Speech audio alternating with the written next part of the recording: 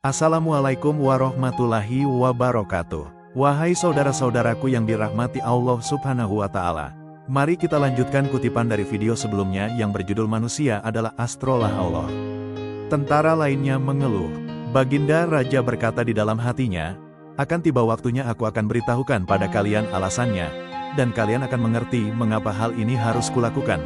Ketika perang besar terjadi, semua tentaranya melarikan diri hingga tersisa satu tentara itu sendirian.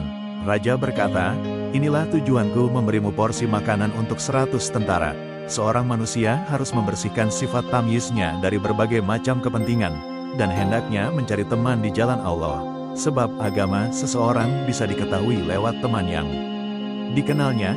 Selain itu, jika seseorang menghabiskan usianya untuk bersahabat dengan mereka yang sifat tamyiznya kurang, maka sifat tamyiz yang dimilikinya juga akan melemah, dan akhirnya sahabat sejatinya itu akan berlalu tanpa kita sadari. Kamu melayani tubuh yang tidak memiliki sifat tamyiz. Tamyiz adalah sifat yang selalu tersembunyi dalam jiwa manusia. Tidakkah kamu melihat bahwa orang gila juga memiliki tangan dan kaki, tetapi kekurangan sifat tamyiz? Tamyiz, sekali lagi, adalah esensi murni yang terdapat dalam dirimu. Sementara kamu asik memberi makan dan minuman pada tubuh yang tak bertamyiz siang dan malam. Bahkan kamu berpendapat bahwa tubuh berdiri di atas sifat ini, padahal justru tamyiz inilah yang berdiri di atas tubuh. Bagaimana bisa kamu mencurahkan seluruh kemampuanmu untuk menjaga tubuh ini sementara kamu sepenuhnya melalaikan esensi yang murni? Pada hakikat, tubuh ini bergantung pada esensi itu, tetapi esensi tidak bergantung pada tubuh. Cahaya yang terpancar dari jendela-jendela mata, telinga, dan lainnya. Seandainya jendela-jendela ini tidak ada, maka cahaya itu akan tetap terpancar melalui jendela-jendela yang lain. Misalnya kamu meletakkan sebuah lentera di hadapan matahari sembari berkata, aku dapat melihat matahari dengan lentera ini. Hal ini tentu tidak mungkin. Bahkan jika misalnya kamu tidak meletakkan lentera itu di depannya, matahari tetap akan memancarkan sinarnya kepadamu. Lantas apa gunanya sebuah lentera? Kita seharusnya tidak pernah berputus asa kepada Allah, karena harapan adalah permulaan bagi jalan keselamatan. Jika kamu tidak dapat melintas di jalan itu, maka usahakanlah paling tidak untuk berada di garis start jalan itu.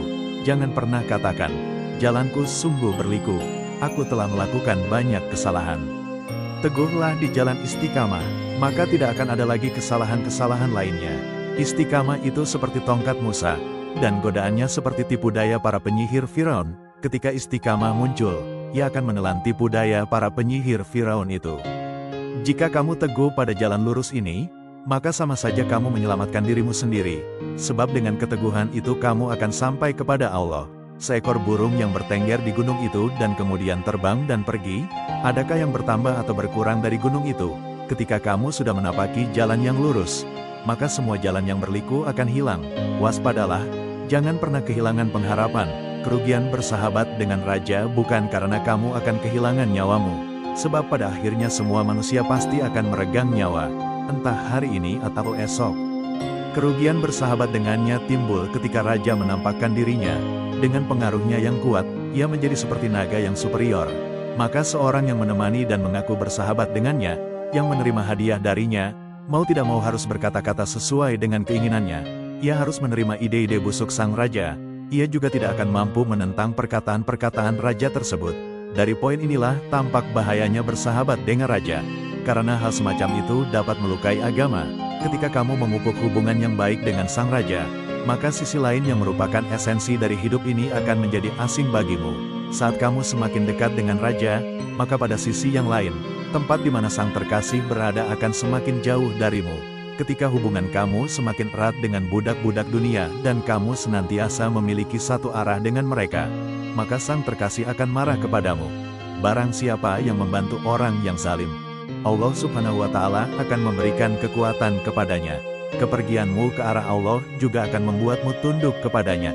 Kapanpun kamu berjalan ke arahnya, maka sebagai balasannya, ia akan senantiasa memberikan kekuatan kepadamu. Sekian dan terima kasih sudah menyimak kutipan ini. Semoga bermanfaat. Wassalam.